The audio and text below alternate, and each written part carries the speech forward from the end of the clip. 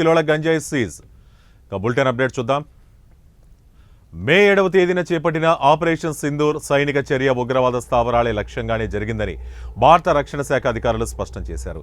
తమ పోరాటం ఉగ్రవాదంపైనే తప్ప మరో దేశంపై కాదని వారు పునరుద్ఘాటించారు. ఆపరేషన్ సింధూర్పై ఏర్పాటు చేసిన సమావేశంలో అధికారులు ఈ వివరాలు వెల్లడించారు.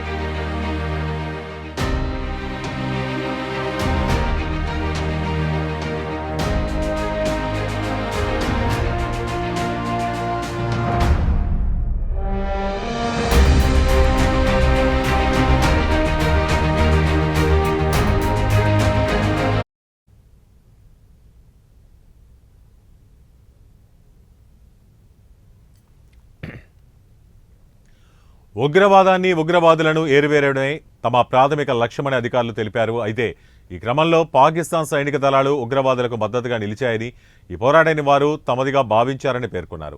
పాకిస్తాన్ సైన్యం జోక్యం చేసుకోవడంతో భారత దళాలు తీవ్రంగా ధీటుగా ప్రతిస్పందించాల్సి వచ్చిందని వివరించారు.